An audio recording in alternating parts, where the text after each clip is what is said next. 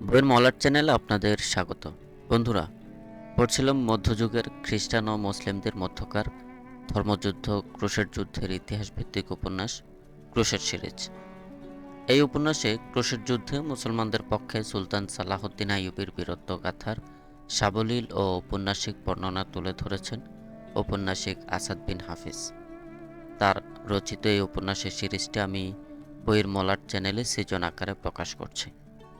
আজকে এর দ্বিতীয় সিজনের চতুর্থ পর্ব পড়ছি। আশা করছি ভালো লাগবে, আর আপনাদের উৎসাহে আমাকে বাকি পর্বগুলো দিতে শক্তি যোগাবে। তাই শেয়ার, লাইক, কমেন্ট ও সাবস্ক্রাইব করে পাশে থাকবেন। ধন্যবাদ।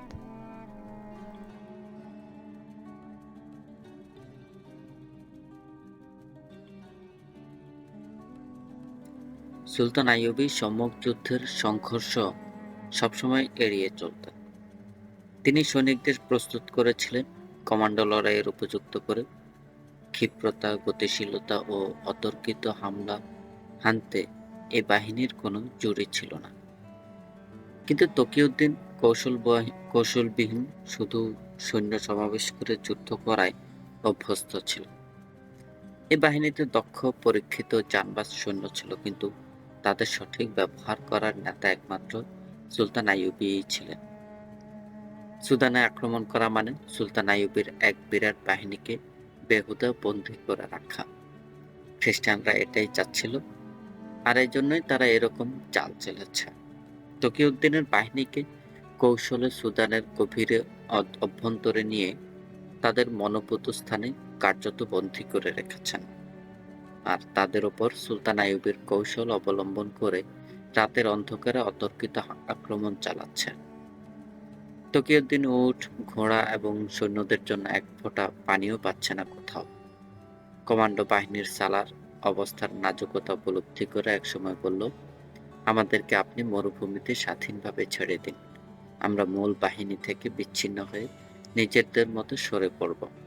এরপর অতর্কিত হামলার মোকাবেলায় আমরা ওদের ওপর অতর্কিত হামলা চালাবো এবং তাদের কাছ থেকেই ছিনিয়ে আনবো আমাদের খাদ্য ও পানীয়।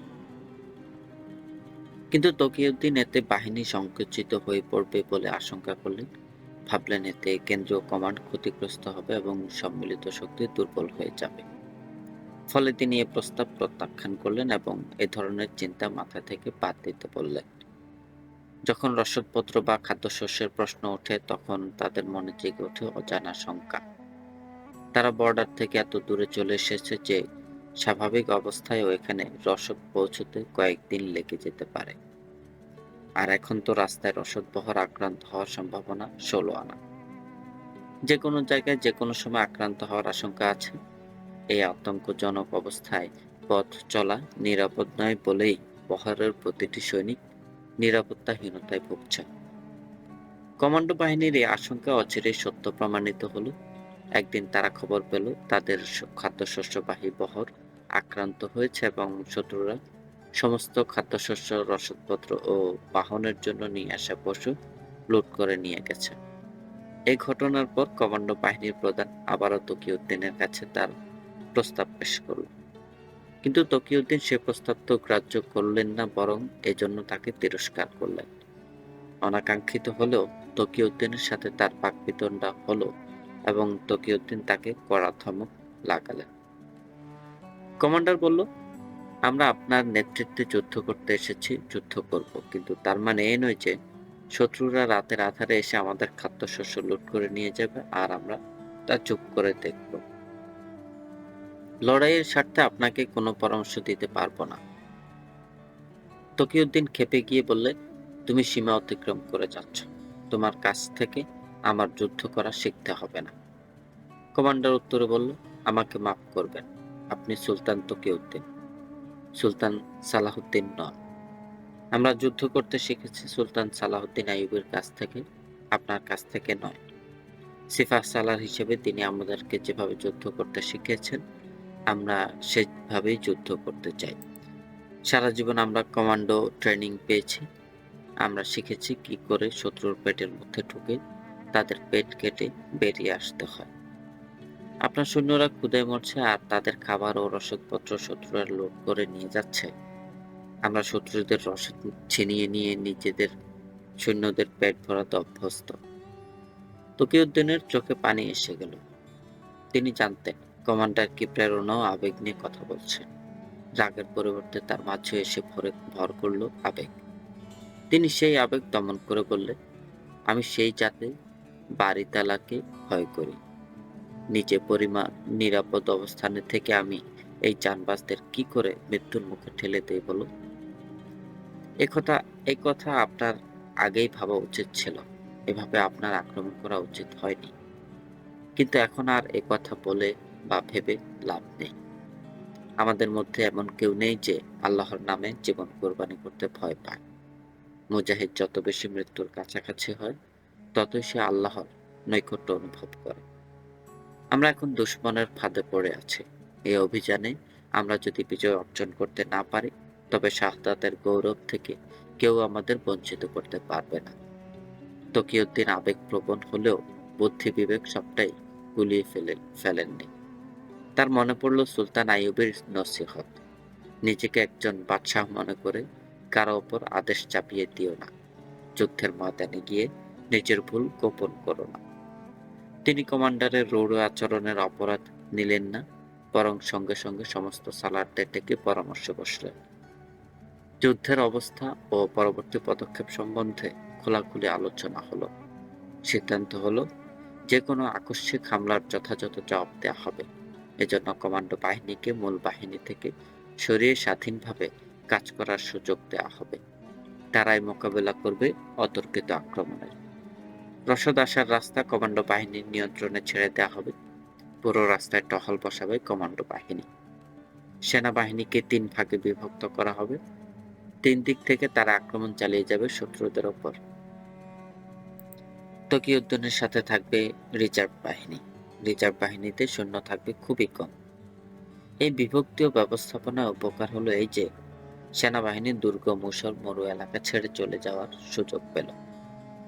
যে দুর্গম টিলা, পাহাড় ও বালির সমুদ্রে আটকা পড়ে পানির অভাবে মারা পড়ার অবস্থা হয়েছিল, তাদের তা থেকে বাঁচার সম্ভাবনা উঁকি দিল এর ফল। সিদ্ধান্ত অনুযায়ী যার যার গ্রুপে সামিল হয়ে সৈন্যরা ছড়িয়ে পড়ল মরুভূমিতে।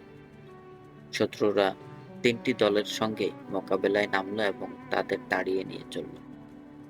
মুজাহিদরাও শত্রুর সাথে তাল রেখে সুবিধাজনক অবস্থানের দিকে সরে যেতে লাগলো। কমান্ডো বাহিনী এবার নিজেদের ফর্মে চলে এলো। তারাও বিভিন্ন গ্রুপে ভাগ হয়ে দুশমনের ওপর আঘাত হানার জন্য প্রস্তুত হয়ে গেল। সুলতান আইয়ুবী তাদের শিখিয়েছিলেন কেমন করে ঝুঁটিকে হামলা চালাতে হয়, কেমন করে বিশাল বাহিনীর ওপর ঝাঁপিয়ে পড়ে মুহূর্তে সবকিছু তছনছ করে আবার ফিরে আসতে হয় নিরাপদ দূরত্বে। কমান্ডো বাহিনী এবার সেভাবেই আঘাত হানতে শুরু করলো দুশমনদের উপর। কিন্তু তারপর স্পষ্টই বোঝা যাচ্ছিল সুদানিদের বিশাল বাহিনীর সাথে এই যুদ্ধ সফল হওয়ার সম্ভাবনা খুবই ক্ষীণ। কারণ ইতিমধ্যেই মুজাহিদদের খাদ্য ঘাটতি দেখা দিয়েছে, সেনা সংখ্যাও নেহায়েতই অপ্রতুল। এ সময় বাইরে থেকে সেনা সাহায্য পাওয়ারও কোনো সম্ভাবনা নেই। বাধ্য হয়ে কমান্ডোরা রাতে আক্রমণ চালাতো আর খাদ্য ও পানীয় সংগ্রহ করে মুহূর্তে সরে পড়তো সেখান থেকে। দুশমনদের বিনাশ করার চেয়ে তাদের দৃষ্টি থাকতো দুশমনের খাদ্য ও রসদের দিকে। ফলে দুশমনকে ঘায়েল করার মতো অবস্থা সৃষ্টি করা সম্ভব হতো না তাদের পক্ষে। তারা যে খাদ্য ও পানীয় সংগ্রহ করতে পারত তা পৌঁছে দিত অন্যান্য গ্রুপ ও সৈন্যদলে। তকিউদ্দিনের আশঙ্কা ক্রমেই সত্যে পরিণত হতে লাগলো। কেন্দ্রীয় কমান্ড শেষ হয়ে গেল এরই মধ্যে। তকিউদ্দিন তার বাহিনী নিয়ে ছুটে বেড়াতে লাগলেন এখান থেকে ওখানে। এ ব্যাপারে তিনি নিশ্চিন্ত ছিলেন, মুজাহিদরা তাদের শেষ রক্তবিন্দু দিয়ে মরুভূমির বালিকা রাশি সিক্ত করবে, কিন্তু কোনো একটি ক্ষুদ্র দলও শেষ পর্যন্ত অস্ত্র সমর্পণ করবে না। লড়াই বিস্তীর্ণ এলাকায় ছড়িয়ে পড়ল। মুজাহিদরা আরো ছোট ছোট দলে বিভক্ত হয়ে গেল এবং লড়াই অব্যাহত রাখল। ফলে সুদানের ব্যাপক এলাকায় এই খণ্ড খণ্ড লড়াই চলতেই থাকলো। কিন্তু কোনো সেক্টর থেকে এমন কোনো সংবাদ এলো না কোনো সৈন্যদল অমুক জায়গায় অস্ত্র সমর্পণ করেছে। মুজাহিদ বাহিনীর কমান্ডাররা নিজ নিজ অবস্থান থেকে নিজেরাই সিদ্ধান্ত নিয়ে লড়াই চালিয়ে যেতে থাকল। নিয়মিত বাহিনীও এবার অতর্কিত আক্রমণের পথ ধরল। সবারই অটুট সংকল্প, যে করেই হোক যতক্ষণ তারা বেঁচে থাকবে ততক্ষণ যুদ্ধ চালিয়ে যাবে, কিন্তু কেউ সুদান ছেড়ে যাবে না বা আত্মসমর্পণ করবে না। এই ধরনের আক্রমণের ফলে শত্রুদের সমূহ ক্ষতি হচ্ছিল। শেষ অবস্থা এমন পর্যায়ে এসে গেল যে শত্রুরা মুসলিম সেনাদের সুদান থেকে বের করে দেওয়ার জন্য অস্থির হয়ে উঠল। মুসলিম সেনাদল মরুভূমি, পাহাড়, জঙ্গল, এমনকি লোকালয়েও ছড়িয়ে পড়ল। তবে বাহিনীর কোনো কেন্দ্রীয় নেতৃত্ব আর বজায় থাকলো না। কোন গ্রুপ কোথায় কিভাবে আক্রান্ত হচ্ছে বা আঘাত হানছে, অন্য গ্রুপ সে খবর জানতে পারছে না। বিশেষ করে তকিউদ্দিন যুদ্ধের পরিস্থিতি সম্পর্কে পুরোপুরি বেখবর হয়ে পড়লেন। তার কাছে এখন আর যুদ্ধের কোনো সংবাদ আসছে না। সৈন্যদের জান-মালের ক্ষতির পরিমাণ কত, কত সৈন্য বেঁচে আছে, এ ব্যাপারেও তিনি এখন আর কিছুই জানেন না। কিন্তু শত্রুদের পেরেশানি দেখে বোঝা যায় তারা এখন মুজাহিদদের সামাল দিতে গিয়ে অস্থির হয়ে পড়েছে। তারা যে আর মিশর আক্রমণ করবে না তাদের অবস্থা দেখে কথা বলে দেয়া যায়। কিন্তু এই পদ্ধতির যুদ্ধে কোনো বড় ধরনের লাভের আশা করা সম্ভব না, কারণ এভাবে কোনো এলাকায় নিজেদের দখল কায়েম করা যায় না। অথচ যুদ্ধে সৈন্য সংখ্যা ক্রমেই নিঃশেষ হয়ে যায়। এই অবস্থায় এসেই তকিউদ্দিন সুলতান আইয়ুবীর কাছে জরুরি খবর পাঠানোর তাগিদ অনুভব করেন। ফলে একজন কমান্ডারকে সবকিছু বুঝিয়ে সুলতানের কাছে পাঠিয়ে দিলেন। কমান্ডার সুলতানকে বলল, সুদানে সফলতা তখনই সম্ভব যখন ওখানে সেনা সাহায্য পাঠানো যাবে। ওখানকার সমস্ত সৈন্যই এখন পরস্পর বিচ্ছিন্ন। সবাই কমান্ডো স্টাইলে লড়াই চালিয়ে গেলেও সম্মিলিত বাহিনী হিসেবে তাদের এখন একত্রিত করা সম্ভব নয়। বিক্ষিপ্ত এই বাহিনীকে রক্ষা করতে হলে অনতিবিলম্বে ওখানে একটি সেনাদল পাঠানো প্রয়োজন। কমান্ডার সুলতান আইয়ুবীকে আরো জানালো, তকিউদ্দিন কথাও জেনে যেতে বলেছেন যদি সেনা সাহায্য পাওয়া সম্ভব না হয় তবে কি তিনি এই বিচ্ছিন্ন বাহিনীকে মিশরে ফিরিয়ে নেওয়ার চেষ্টা করবেন? মিশরের যে সৈন্য ছিল সে সৈন্য দ্বারা মিশরের অভ্যন্তরীণ ও বর্ডার নিয়ন্ত্রণই যথেষ্ট নয়। ফলে সেখান থেকে সৈন্যদের সমর সেক্টরে নিয়ে যাওয়ার প্রশ্নই ওঠে না। আবার সুলতান আইয়ুবী সৈন্যদের পিছু হটারও সমর্থক নন। ফলে তার জন্য সিদ্ধান্ত নেওয়া কঠিন হয়ে গেল যে তিনি তার ভাইকে পিছু হটার আদেশ দেবেন না দেবেন না। যেখানে এখন তার নিজেরই সেনা সাহায্য প্রয়োজন, সেখানে তিনি কিছুতেই তার ভাইকে সেনা সাহায্য দিতে পারেন না। আর যদি তাই হয় তাহলে তাদের পিছু হটার আদেশ দেওয়া ছাড়া এই মুহূর্তে তিনি আর কি বা করতে পারেন? বাস্তবতা বলছে ওদের সরে আসার হুকুম দাও, আর আবেগ বলছে মুজাহিদ কখনো ময়দানে বীর দেখাতে পারে না। এমন হুকুম তুমি কিছুতেই দিতে পারো না। তিনি গভীর চিন্তায় পড়ে গেলেন। তকিউদ্দিনের কাছে সুলতান আইয়ুবীর কাছে যুদ্ধের বর্তমান অবস্থা সবিস্তারে বর্ণনা করেছিল, কিন্তু সেখানে যে এরই মধ্যে গুপ্ত হত্যা শুরু হয়ে গেছে সে কথা তার জানা ছিল না। ফলে এই ব্যাপারে সে সুলতানকে কিছু বলতেও পারেনি। এসব কথা আরো অনেকবারে সুলতানের গোচরে আসে। তকিউদ্দিনের বাহিনী তখন বিভিন্ন দলে বিভক্ত হয়ে চারদিকে ছড়িয়ে পড়েছিল। কোথাও এক জায়গায় সুস্থির হয়ে বসে না থেকে এক জায়গা থেকে অন্য জায়গায় ঘুরে বেড়াচ্ছিল ওরা। কখনো তাদের সামনে পড়তো যাযাবরদের ঝুপড়ি ও তাঁবু, কোথাও সবুজ শ্যামল মাঠ ও শস্য ক্ষেত। তবে অধিকাংশ এলাকায় ছিল অনুর্বর, জনবসতিহীন এবং নিরেট মরুময় অঞ্চল। এক সন্ধ্যায় মুজাহিদ বাহিনীর ৩ জন কমান্ডো তাদের এক সিনিয়র অফিসারের কাছে ফিরে এলো। তাদের মধ্যে ২ জন আহত। তারা বলল, ২১ জন মুজাহিদ ও একজন কমান্ডার নিয়ে মোট ২২ জনের একটি দল ছিল ওদের। দিনের বেলা দলটি এক জায়গায় লুকিয়ে ছিল।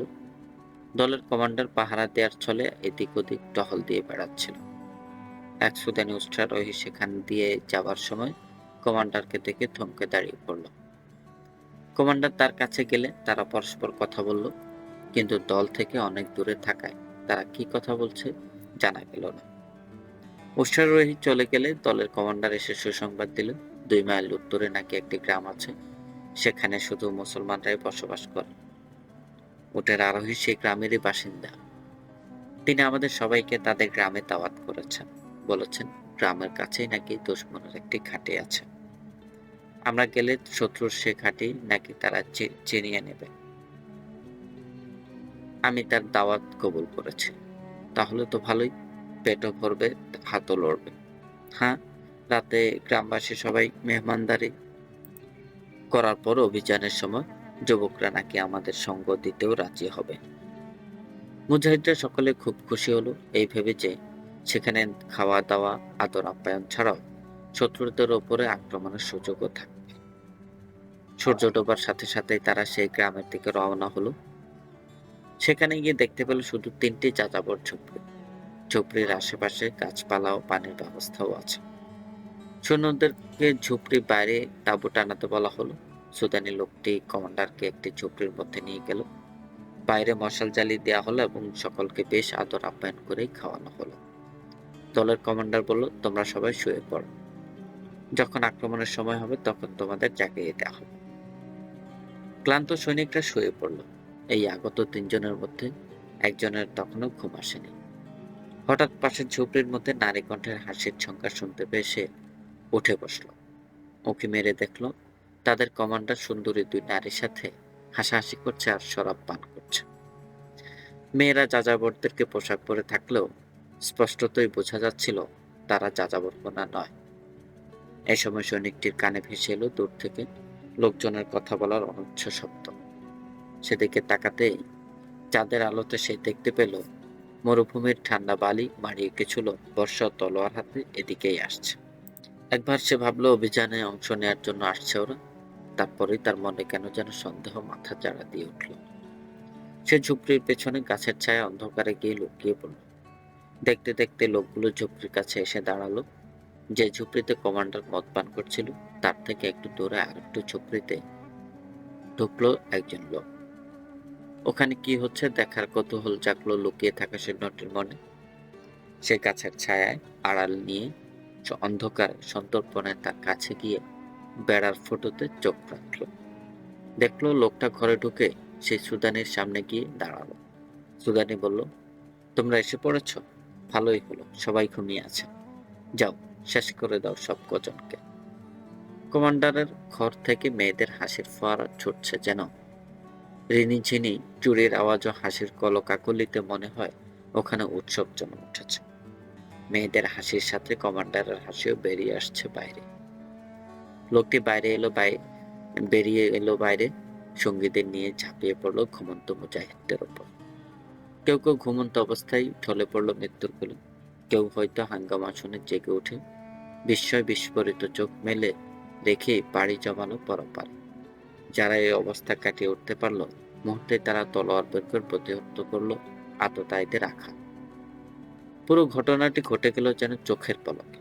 সৈনিকটি তার সঙ্গীদের সতর্ক করারও সময় পেল না। ঘটনার আকস্মিকতায় সৈনিকটি সম্বিত হারিয়ে ফেলেছিল। তলোয়ারের ঠোকাঠুকি, আহতদের চিৎকার ও আততায়ীদের অট্টহাসি শোনা ছাড়া সে এখন কি বা করবে কিছুই ঠিক করতে পারছিল না। হঠাৎ দেখলো ২ জন আহত মুজাহিদ তাঁবু থেকে ছুটে বেরিয়ে এসে পালিয়ে যাবার জন্য দৌড় লাগিয়েছেন একদিকে। সম্বিত ফিরে এলো তার, সেও ছুটল তাদের পিছু পিছু। যখন সে তাদের সাথে মিলিত হলো ততক্ষণে তারা অনেক দূর চলে এসেছে। ও দেখলো সঙ্গীরা দুজনই আহত, তবে কেউ তাদের অনুসরণ করছে না দেখে সে আল্লাহর শুকরিয়া আদায় করল। অফিসারের এক প্রশ্নের জবাবে সে আরো বলল, কমান্ডার উটের আরোহীর দেয়া লোভ লালসায় পড়ে গিয়েছিল, নাকি সে আগে থেকে শত্রুদের এজেন্ট ছিল এবং নিজের বাহিনীকে ধ্বংস করার সুযোগ ছিল, এ ব্যাপারে তার কোনো ধারণা নেই। অফিসার বুঝল, ঘটনা যাই হোক, শত্রুরা যে বিচ্ছিন্ন হয়ে পড়া সৈন্যদেরকে নির্মূল করতে পাকা পথ ধরেছে এতে কোনো সন্দেহ নেই। সম্মুখ লড়াই রূপান্তরিত হয়েছে চোরাগুপ্তা হামলায়। এবার সে হামলায় রূপান্তরিত হলো কুটিল সাংস্কৃতিক ষড়যন্ত্র। এই লড়াইয়ের অস্ত্র এখন মেয়ে আর মদ। মুজাহিদ তীর, তলোয়ার আর বর্ষার আঘাত মোকাবেলা করতে পারে, কিন্তু মেয়ে আর মদের মোকাবেলা করবে কি দিয়ে? এ বড় কঠিন যুদ্ধ। সুলতান আইয়ুবী এই লড়াই সম্পর্কে যথেষ্ট সচেতন। তাই তার বাহিনীতে অস্ত্র প্রশিক্ষণের সাথে সাথে নৈতিকতারও প্রশিক্ষণ দেওয়া হতো। কিন্তু ক্ষুধা সহ্য করা বড় কঠিন। পেটের খিদে আর দেহের খিদে বারবার মানুষকে আক্রমণ করে। শত্রুরা মানুষের এই প্রাকৃতিক দুর্বলতাকে কাজে লাগাতে শুরু করেছে। সুন্দরী মেয়েদের ব্যবহার করেছে পাশবিক ক্ষুধা উস্কে দেওয়ার কাজে। মুজাহিদদেরকে তারা প্রাণে না মেরে ইমানে মারার ফন্দি হেঁটেছে। এই ভয়ঙ্কর যুদ্ধে আত্মরক্ষার একমাত্র অস্ত্র শানিত ইমান। ইমানের বর্মে দেহকে আবৃত করতে না পারলে এর থেকে বেঁচে থাকার কোনো উপায় নেই। কোনো অফিসার যাতে এ বর্ম দেহ থেকে খুলে রাখতে না পারে সেদিকে তীক্ষ্ণ নজর রাখতেন সুলতান। অফিসার ভাবলেন, আমাদেরও এবার এদিকে নজর দেওয়া জরুরি হয়ে পড়েছে, কারণ এরই মধ্যে এ ধরনের আরো কয়েকটি ঘটনা ঘটে গেছে। প্রথম ঘটনাটি শোনার পর সালার এটাকে বিচ্ছিন্ন ঘটনা মনে করেছিলেন, কিন্তু একের পর এক এ ধরনের ঘটনা ঘটতে থাকাই প্রমাণ করে এসব কোনো বিচ্ছিন্ন ঘটনা নয়। আতাউল হাশেমের ঘটনাটিও তেমনি কোনো বিচ্ছিন্ন ঘটনা ছিল না। আতাউল হাশেম কমান্ডো গ্রুপের গ্রুপ কমান্ডার ছিলেন। সেদিন তিনি এক জায়গায় বিশ্রাম নিচ্ছিলেন। তার বাহিনী কয়েকটি দলে বিভক্ত হয়ে রাস্তার পাশে বসে আরাম করছিল। এই রাস্তাটি মিশর থেকে রসদ নিয়ে আসার রাস্তা। রসদ নিয়ে আসার পথের নিরাপত্তা বিধানের জন্য নিয়োজিত করা হয়েছিল ওদের। ইতিমধ্যে কয়েকবারই রসদবাহী দলের উপর চোরাগোপ্তা হামলা হয়েছে। ওদের নিরাপত্তা বিধান করাই ছিল দলটির কাজ। রসদবাহীর বহনকারী দলের উপর শত্রুরা হামলা করলে তার জানবাজ কর্মীরা তাদের উপর ঝাঁপিয়ে পড়ে রক্ষা করত তাদের। সুদানিরা অনেক চেষ্টা করেও এই কমান্ডোদের নিঃশেষ করতে পারেনি। বর্তমানে আতাউল হাশেমের নেতৃত্বে ১০০-র কিছু কম কমান্ডো কাজ করছে। রাস্তার একটি দীর্ঘ এলাকায় তারা টহল দেওয়ারও ব্যবস্থা রয়েছে। আতাউল হাশেম রাস্তা থেকে একটু দূরে টিলার মধ্যে এক গোপন আস্তানা গেড়েছিলেন। আস্তানার বাইরে বসে বিশ্রাম নিচ্ছিলেন তিনি, সঙ্গে তার ৬-৭ জন জানবাজ সৈনিক। আস্তানাটিকে তিনি আঞ্চলিক ফাঁড়ি হিসেবে ব্যবহার করেছিলেন। রাস্তা দিয়ে যাযাবর পোশাকে দুটি মেয়ে ও একজন মধ্যবয়সী লোককে যেতে দেখলেন ওরাও দেখল তাদের। কি মনে করে মেয়ে দুজন ও লোকটি আতাউল হাশেমদের কাছে এগিয়ে এলো। মেয়ে দুটি সুদানি মনে হলেও তাদের পরনে ছিল বিচিত্র পোশাক। তাদের চেহারায় ধুলোবালি লেগেছিল, মুখ ছিল মলিন ও উদাস। তাদের খুব ক্লান্ত মনে হচ্ছিল। মধ্যবয়সী লোকটির পেছনে মেয়ে দুটি এমনভাবে দাঁড়িয়েছিল যেন পরপুরুষের সামনে দাঁড়িয়ে থাকতে হচ্ছে বলে তারা লজ্জায় মরে যাচ্ছে। লোকটি কিছু মিশরীয় কিছু সুদানি ভাষায় জগা খিচুড়ি পাকিয়ে কথা বলল। জানালো তারা মুসলমান। মেয়ে দুটি তার কন্যা। পথে ডাকাতের কবলে পড়ে সবকিছু খোয়া গেছে তাদের। এখন ক্ষুধা তৃষ্ণায় তারা এতটাই কাহিল যা বলার মতো নয়। লোকটি বলল, বাপ হয়ে সন্তানের কষ্ট আর সহ্য করতে পারছি না। জীবনেও কোনোদিন কারো কাছে হাত পাততে হবে এ কথা কখনো কল্পনাও করিনি। আমি আমার জন্য কিছু চাই না, শুধু এই কচি মেয়ে দুটোকে যদি কিছু খেতে দেন তবে সারা জীবন আপনার জন্য দোয়া করব।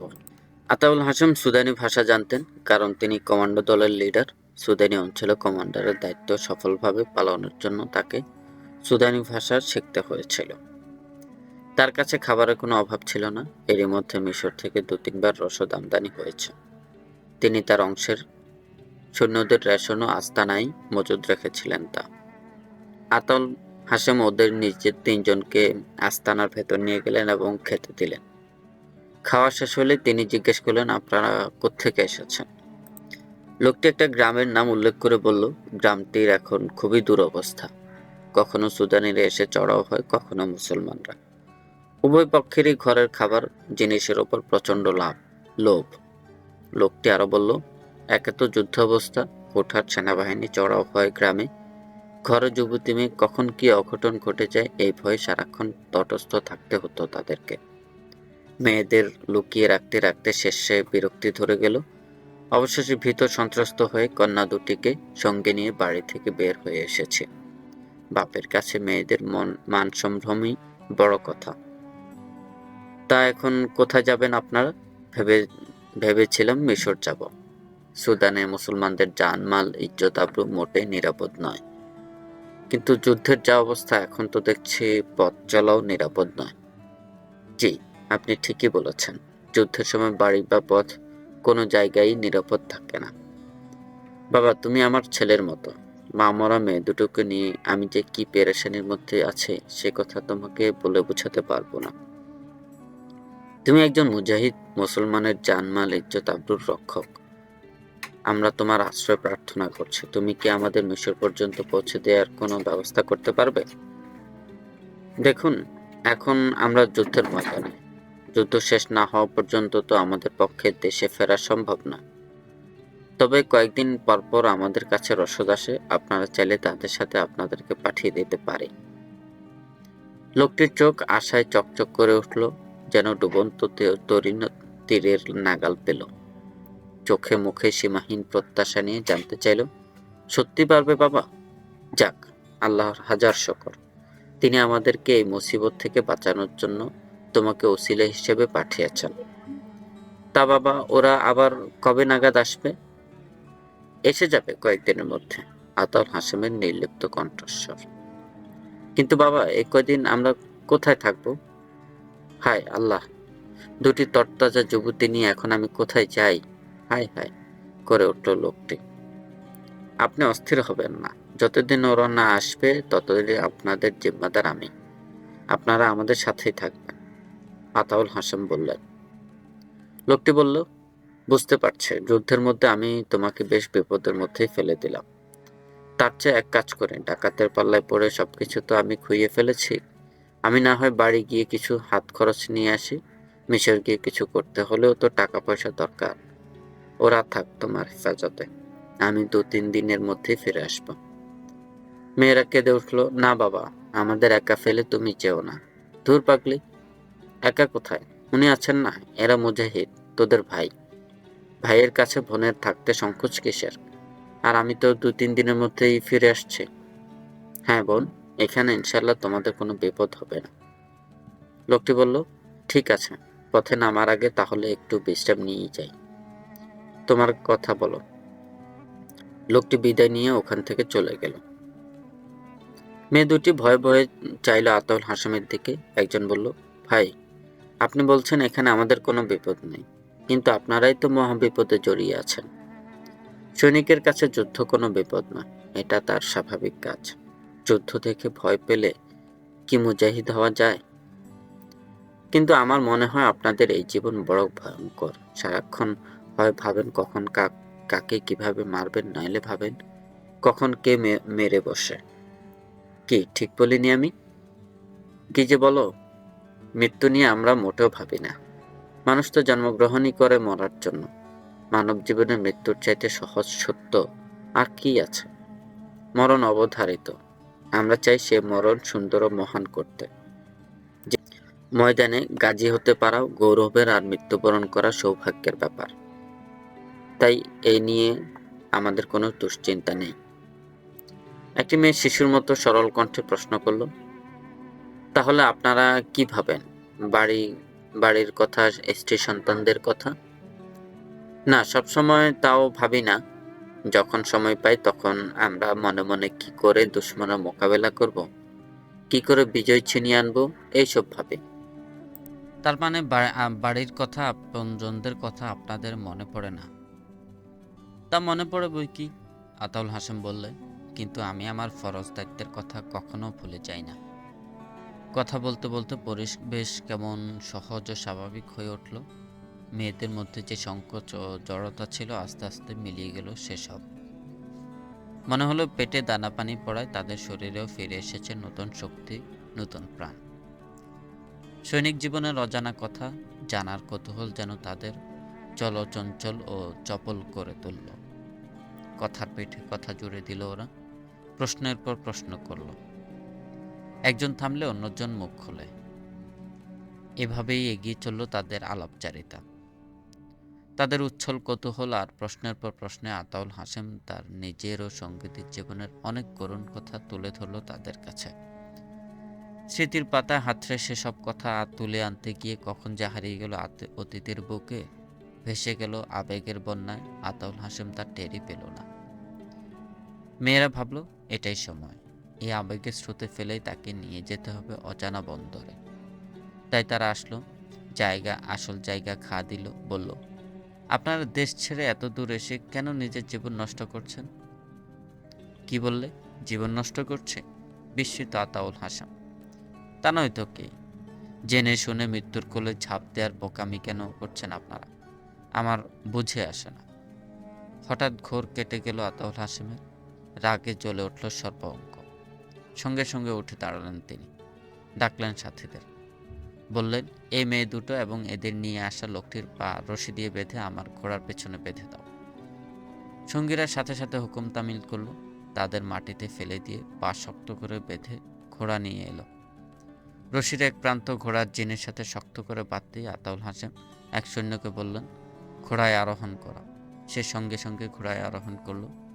আতাউল হাসেম মেয়ে দুটিকে দাঁড় করালেন। দুই তীরন্দাজকে বললেন, আমার ইঙ্গিত পাওয়া মাত্র মেয়ে দুটির চোখের মাঝে একটি করে তীর বিদ্ধ করবে আর ঘোড়ার আরোহীর সঙ্গে সঙ্গে ঘোড়া ছুটিয়ে দেবে। ঘোড়ায় বাঁধা লোকটির ব্যাপারে তিনি কিছু বললেন না। লোকটি হাত পা বাঁধা অবস্থায় মাটিতে পড়েছিল। সে তখন ভাবছিল, ঘোড়া যখন দৌড়াবে তখন মেয়েদের সামনে কি কিয়ামতই না আসবে। তীরন্দাজরা তাদের ধনুক তীর জুড়ল, আরোহীরা লাগাম টেনে ধরল। আতাউল হাসেম সুদানি মেয়ে দুটি ও লোকটিকে বললেন, আমি তোমাদের তিনজনকে মাত্র একবারই বলবো, তোমাদের আসল পরিচয় দাও। যে উদ্দেশ্যে এসেছো তা পরিষ্কার করে বলো, নতুবা তোমাদের শেষ পরিণামের জন্য প্রস্তুত হয়ে যাও। সবাই নীরব হয়ে গেল। মেয়েরা তাদের সঙ্গী লোকটিকে দেখল, সেও নীরব। তারা চোখে চোখে কিছু একটা পরামর্শ করে নিল। সুদানি লোকটি মনে মনে বলল, এ বেটা তো বড় হুঁশিয়ার, মেয়েরা কি শেষ পর্যন্ত এর সামনে টিকতে পারবে? আতাউল হাসেম লোকটির পাশে বসে পড়ে বললেন, যদি তুমি সত্য কথা বলো তবে তোমার বাঁধন খুলে দেওয়া হবে। লোকটি চুপ করে থাকল। আতাউল হাসেম একই কথার পুনরাবৃত্তি করলেন। লোকটি তবু চুপ। এবার ক্ষেপে গেলেন আতাউল হাসেম, বললেন, শেষবারের মতো বলছি, তুমি কি মুখ খুলবে? মুখ খুলল লোকটি। এতক্ষণের গোবেচারা ভাবটি উদাও হয়ে গেছে তার চেহারা থেকে। সেখানে ক্ষোভ ও ঘৃণার বহিঃপ্রকাশ। তুমি কি মানুষ না পাথর? তোমার কাছে আমি এমন মেয়ে নিয়ে এলাম যাদের দেখলে ঋষির ধ্যান ভেঙে যায়, আর তুমি তাদের তীরের নিশানা বানাচ্ছ। আমার পরামর্শ শোনো, তোমার কাছে তাদেরকে রেখে দাও আর সৈন্যদল নিয়ে এখান থেকে চলে যাও। যদি এ প্রস্তাব তোমার মনোপুত না হয় তাহলে বলো, আমাদের মুক্তির বিনিময়ে তুমি কি চাও? যদি সোনা চাও তাহলে বলো, তার ওজন কত? আর যদি অন্য কিছু চাও তাহলে বলো, তাও বলো। সন্ধ্যার আগেই তোমার সব দাবি পূরণ করা হবে। আতাউল হাসেম উঠে দাঁড়ালেন। ঘোড়সাওয়ারকে বললেন, ঘোড়া নিয়ে দুলকি চালে 15-20 কদম এগিয়ে যাও। ঘোড়া কয়েক কদম এগুতেই লোকটি ছটফট করে উঠল। 15-20 কদম যাওয়ার পর আতাউল হাসেম বললেন, থামো। ঘোড়া থামালো সহিস। আতাউল হাসেম এগিয়ে গিয়ে বললেন, এখনো সঠিক কথা বলো। অবশেষে সব স্বীকার করলো সে। বলল সে সুদানি গোয়েন্দা সদস্য, খ্রিস্টানরা তাকে ট্রেনিং দিয়েছে। মেয়ে দুটি জন্মগতভাবে মিশরি, তাদেরকেও খ্রিস্টানরা সব ধরনের অপকর্ম ধ্বংসাত্মক কাজে ট্রেনিং দিয়েই এখানে পাঠিয়েছে। আতাউল হাসেম তার বাঁধন খুলে দেওয়ার হুকুম দিলেন। বাঁধন মুক্ত হওয়ার পর তাকে নিজের পাশে বসিয়ে নরম সুরে জিজ্ঞাসাবাদ শুরু করলেন। বললেন, আমি তোমার কোনো ক্ষতি করতে চাই না। তুমি যে জবানবন্দি দিয়েছ, তোমাকে যে কঠিন শাস্তি দেওয়ার জন্য এতটুকুই যথেষ্ট। এখন সব কথা খোলাখুলি ও সত্য বললে তুমি আমার দয়ার আশা করতে পারো। মনে রেখো, সত্য মিথ্যা পার্থক্য করার মতো ট্রেনিং আমারও আছে। জনাব, সুদানে ছড়িয়ে পড়া মুসলিম বাহিনীর কমান্ডারদের বশীভূত করার দায়িত্ব দেওয়া হয়েছে আমাকে। লোকটি বলল, এই কাজে চোখ ধাঁধানো সুন্দরী নারী এবং যত খুশি সোনারূপে ব্যয় করার অনুমতি আছে আমার। এসব নারী ও অর্থ দিয়ে আমাদের প্রথম চেষ্টা থাকবে আপনাদেরকে আমাদের দলে ভেড়ানো। এতে ব্যর্থ হলে আমাদের ওপর নির্দেশ হচ্ছে আপনাদের বন্দী করার। আর যদি তাও সম্ভব না হয় তাহলে আপনাদের হত্যা এবং শেষ করে দেওয়ার হুকুম আছে আমাদের ওপর। যারা নিয়মিত যুদ্ধ করছে তাদের পেছনে না লেগে তুমি আমার কাছে এলে কেন? তাদের কাছে অন্যরা যাবে। আমাকে বলা হয়েছে আতাউল হাসেম মুজাহিদদের রসদপত্র আসার রাস্তা এমনভাবে পাহারা দিচ্ছে, যার কারণে আমাদের কমান্ডোরা একাধিকবার রসদের ওপর হামলা চালিয়েও কোনো সুবিধা করতে পারেনি। এই লোকটির কারণে আমাদের লোকেরা রসদপত্র তো সংগ্রহ করতে পারলই না, উল্টো আমাদের বহু মূল্যবান প্রাণের ক্ষতিও হয়েছে। তাই তোমার কাজ হচ্ছে কমান্ডার আতাউল হাসেমের কাছে মেয়ে দুটিকে পৌঁছে দেয়া। তারা ভুলিয়ে ভালিয়ে তাকে আমাদের দলে ভেড়াতে চেষ্টা করবে, কিন্তু তার ঈমান যদি খুব মজবুত হয় তাহলে এতে সফল হওয়ার সম্ভাবনা নেই। সেক্ষেত্রে তাকে বন্দী করার সুযোগ বের করে দেওয়া তোমার দায়িত্ব। তাকে এমন ফাঁদে ফেলবে যেন সে নিরুপায় হয়ে বন্দী হয় অথবা নিহত হয়। যদি এটাও বিপজ্জনক মনে করো, তবে তোমরা তিনজনকে মিলে তাকে যে করেই হত্যার ব্যবস্থা করতে হবে। লোকটা খুবই আশ্চর্য হলো এইভাবে যে আতাউল হাসেম এমন অসামান্য সুন্দরী দুই যুবতীর প্রতি কোনোই আগ্রহ প্রকাশ করল না। আতাউল হাসেম অন্তরঙ্গভাবে তার সাথে কথা বলছে দেখে সে তাকে জিজ্ঞেসই করে বসল, কেন এমন সুন্দরী মেয়ে ও স্বর্ণরৌপ্যের প্রস্তাব তিনি হেলায় ঠেলে দিলেন? আতাউল হাসেম হেসে বললেন, তার কারণ আমি দুর্বল ইমানদার নই। আতাউল হাসেম এবার মেয়ে দুটির কাছে গেল, জিজ্ঞেস করল, ও যা বলছে সে ব্যাপারে তোমাদের কোনো বক্তব্য আছে? মেয়েরা না সূচক মাথা নাড়ল। একটি মেয়ে জিজ্ঞেস করল, আপনি সবই শোনাচ্ছেন, এখন আমাদের সঙ্গে কেমন ব্যবহার করবেন? আতাউল হাসেম বললেন, আগামীকাল সকালে তোমাদের হেডকোয়ার্টারে তকিউদ্দিনের কাছে পাঠিয়ে দেব। তোমাদের ব্যাপারে যা সিদ্ধান্ত নেয়ার তিনিই নেবেন। তিনি সুদানি লোকটি ও মেয়ে দুজনকে সঙ্গীদের হাতে তুলে দিয়ে বললেন, এদেরকে পৃথক পৃথক স্থানে রাখবে। তাদের তল্লাশি নেওয়া হলো। প্রত্যেকের কাছে পাওয়া গেল একটি করে ছুরি, আর লোকটির কাছে অতিরিক্ত পাওয়া গেল একটি পুটুলি নেশাদ্রব্য হাসিস। সূর্য তখন ডুবে যাচ্ছে। একটি টহল দল ফিরে এসে রিপোর্ট করলো তার কাছে সন্ধ্যা হলো। মাগরিবের নামাজ পড়ে তিনি তার বাহিনীর সদস্যদের বললেন, রাতের ডিউটির জন্য প্রস্তুত হয়ে যাও। বিভিন্ন গ্রুপে বিভক্ত হয়ে আমার সাথে দেখা করবে। আমি তোমাদের বলে দেব কে কোথায় ডিউটিতে যাবে। সৈন্যরা চলে গেল। একটু পরে ফিরে এলো সামরিক পোশাকে সজ্জিত হয়ে। তিনি সৈন্যদের বিভিন্ন দলকে দূরের দূরান্ত পর্যন্ত পাঠিয়ে দিলেন। প্রত্যেককে বলে দিলেন, সুদানিরা গোয়েন্দা জ্বর ছড়িয়ে দিয়েছে ব্যাপকভাবে। 3 জন ধরা পড়েছে।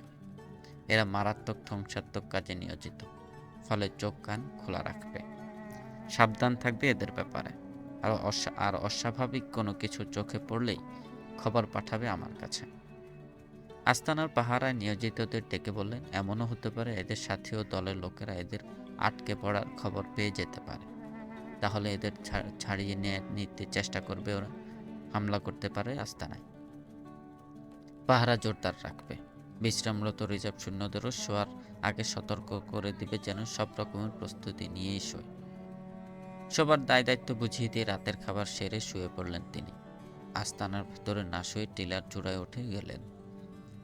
জায়গাটা উঁচু নিচু।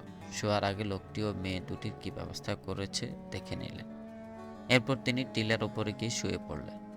সেখান থেকে তিনি আস্তানার সৈন্যদের আর দেখতে পাচ্ছিলেন না। তিনি চোখ বন্ধ করলেন। ঘুম আসছিল না সে চোখে। কিছুক্ষণ ওভাবে শুয়ে থাকার পর আবার চোখ মেললেন তিনি। মেয়ে দুটির কথা ভাবছিলেন। আহা, কি কমনীয় চেহারা মেয়ে দুটির, কি নিষ্পাপ মাসুম কচি মেয়ে, অথচ তাদের দিয়ে কেমন জঘন্য ভয়াবহ কাজ করানো হচ্ছে। যদি এরা কোনো মুসলমান ঘরের মেয়ে হতো তবে তো কোনো সম্মানী ঘরের বউ হয়ে সসম্মানে থাকত। স্ত্রীর কথা স্মরণ হলো তার। যখন সে তার ঘরে বউ হয়ে এসেছিল তখন সে তাদের মতোই নবযৌবন ও আকর্ষণীয় ছিল। তিনি স্ত্রীর সাথে প্রথম জীবনের সেই রোমান্টিক স্মৃতিতে বিভোর হয়ে গেলেন। এই বিরান মরুভূমিতে তারাভরা আকাশের দিকে তাকিয়ে তিনি হারিয়ে গেলেন সেই সব দিনগুলিতে। চারদিকে এত যুদ্ধ, এত মৃত্যু, অস্ত্রের ঝনঝনানি, তলোয়ারের চমক, কিছুই এখন তাকে স্পর্শ করছে না। যুদ্ধের ময়দানে সৈন্যরা কখনো কখনো এমনইভাবে কল্পনার রাজ্যে হারিয়ে যায়। মনোহর স্মৃতি মাঝে ভুলিয়ে রাখে মনকে। চাঁদের আলো ছড়িয়ে পড়েছে চারদিকে। মরুভূমির মাঝে ছড়িয়ে পড়েছে কোমল জ্যোৎস্না। এটাই মরুভূমির বৈশিষ্ট্য। দিনের বেলা এখানে যেমন থাকে সূর্যের প্রচণ্ড উত্তাপ, তেমনি রাতের চাঁদনি থাকে স্বচ্ছ ও শীতল। এই শীতলতা যেন তার হৃদয় ও মন থেকে মৃত্যুর বিভীষিকা শুষে নিচ্ছে। আতাউল হাসেম উঠে বসলেন, তাকিয়ে রইলেন দূর দিগন্তে। তারপর উঠে দাঁড়ালেন তিনি। ধীর পায়ে এগিয়ে গেলেন আস্তানার দিকে। ঘুরে ঘুরে দেখছেন সবকিছু। দেখলেন পাহারাদাররা টহল দিচ্ছে নিয়ম মাফিক। সৈন্যরা শুয়ে আছেন নিজ নিজ বিছানায়। 3 জন সৈন্যের সাথে শুয়ে আছে সুদানি লোকটি। মেয়েরা শুয়ে আছে ওদের বিছানায়। আতাউল হাসেম একজন মেয়ের পাশে গিয়ে দাঁড়ালেন। নিজের পা দিয়ে চাপ দিলেন মেয়েটির পায়ে। মেয়েটির চোখ খুলে গেল। আতাউল হাসেমকে চিনতে পেরে উঠে বসল সে। আতাউল হাসেম তাকে উঠে দাঁড়াতে ও তার সাথে যেতে ইঙ্গিত করল। মেয়েটি আনন্দ চিত্তে উঠে দাঁড়ালো। তার আরও আনন্দ হলো এই ভেবে যে যৌবনা নারীর জাদুর প্রভাব শেষে এই পাথরের মতো কঠিন প্রাণ কমান্ডারের মনেও ঢেউ তুলতে পেরেছে। আতাউল হাসেম হাঁটা দিলেন। মেয়েটি তার পিছু পিছু পা চালালো। সোনারও বেহুশের মতো ঘুমিয়ে আছে। তারা কেউ জানতে বা বুঝতে পারল না তাদেরই মাঝ থেকে কোনো এক ব্যক্তি একটি মেয়েকে উঠিয়ে নিয়ে যাচ্ছে। আতাউল হাসেম সৈন্যদের দিকে তাকালেন। তাদের জন্য তার একটু করুণা হলো, কারণ তিনি তো এক অবিশ্বাস্য ধরনের নফসের যুদ্ধে নেমেছেন। এই যুদ্ধেও কাজী হতে চান তিনি। টিলার উপরে যেখানে তিনি শুয়েছিলেন মেয়েটিকে তিনি ওখানে নিয়ে গেলেন। শীতল বাতাস বইছে সেখানে, মাথার ওপর তারা ভরা আকাশ। সেদিকে তাকালো মেয়েটি। মাথা থেকে ওড়না লুটিয়ে পড়ল কাঁধে। বাতাসে এলোমেলো হয়ে গেল চুলগুলি। চাঁদের আলোতে সে চুল সোনার আঁশের মতো চমকাচ্ছিল। তিনি অনেকক্ষণ মেয়েটির দিকে তাকিয়ে রইলেন। মেয়েটি আতাউল হাসেমের দিকে তাকিয়ে বলল, আমি খুবই অবাক হচ্ছি, আপনি এত ভয় পাচ্ছেন কেন? আমাকে তো আপনার জন্য এখানে আনা হয়েছে। আপনার যে কোনো স্বাদ পূরণ করার জন্য আমি প্রস্তুত। এই কথা কি আপনি বুঝতে পারছেন না? তিনি এ কথার কোনো জবাব দিলেন না, শুধু নীরবে অপলক চোখে তাকিয়ে রইলেন তার দিকে, যেন তিনি এক নীরব পাথর হয়ে গেছেন। মেয়েটি তার একটি হাত ধরল, বলল, আমি জানি আপনি আমাকে কেন ডেকে এনেছেন। ও কি চিন্তা করছেন? আমি চিন্তা করছি তোমার বাবা আমার মতোই একজন পুরুষ মানুষ। আতাউল হাসেম তার হাত থেকে নিচের হাত সরিয়ে নিলেন, বললেন, আমিও বাপ। এই দুই বাপের মধ্যে কত আকাশ পাতাল পার্থক্য। এক বাপ কত নির্লজ্জ, আরেক বাপ সন্তানের নিরাপত্তা ও সম্ভ্রম রক্ষার জন্যই তাদের ছেড়ে এই যুদ্ধের ময়দানে পড়ে আছে। আমার কোনো বাবা নেই, মেয়েটি বলল তাকে। কোনোদিন দেখছি বলেও মনে পড়ে না। তিনি কি মারা গেছেন? সে কথাও জানি না। আর তোমার মা? কোনো কিছুই মনে নেই আমার, মেয়েটি বলল। আমার এই কথাও মনে নেই যে আমি বাড়িতে জন্মেছি না কোনো যাযাবরের ঝুপড়িতে বা তাঁবুতে। কিন্তু আপনি এই সময় বেরসিকের মতো এসব কথা বলছেন কেন? আমি আমার সৈনিক জীবনের রসেই ডুবে থাকতে পছন্দ করি, আতাউল হাসেম বললেন। আমি চাচ্ছিলাম তোমাকে তোমার জীবনের অতীতের স্মৃতিময় জগতে ফিরিয়ে নিতে, যেখানে এক মেয়ে মা বাপের স্নেহ আদরের জন্য কাঙাল থাকে। আমি তো নিজেই এক সৌন্দর্যময় স্মৃতি, মেয়েটি বলল। যার সাথে আমি জীবনের সামান্য সময় কাটিয়ে দিই, সে সারা জীবন আমাকে স্মরণ করে। আমি অন্যের স্মৃতি হয়ে বেঁচে থাকি, আমার নিজের কোনো স্মৃতি নেই। তুমি নিজেকে সৌন্দর্যের স্মৃতি না বলে বলো পঙ্কিলতার স্মৃতি, আতাউল হাসেম বললেন। তোমার শরীরে লেগে আছে অসংখ্য পাপিষ্ঠের পাপের কলঙ্ক। তুমি ভাবছো ওদের মনে তোমার স্মৃতি টিকে থাকবে? ভুল, ভুল তোমার ধারণা। তোমার মতো মেয়েদের কোনো পুরুষ স্মরণে রাখে না। ওসব মেয়ে শিকারীরা আজ এখানে কাল ওখানে শিকার করে বেড়ায়। দ্বিতীয় শিকার পেলে প্রথমটার কথা ওরা বেমালুম ভুলে যায় চিরদিনের মতো। তোমার এই রূপ যৌবন কচু পাতার পানির মতো।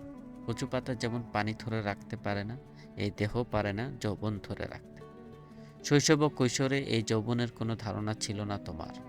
দুদিন পরে যখন চেহারায় বয়সের ছাপ পড়বে, তখন যৌবনের এই কয়েকটা দিক কেবল স্মৃতি হয়েই থাকবে। চেহারার জৌলুস নিয়ে অহংকার করো না।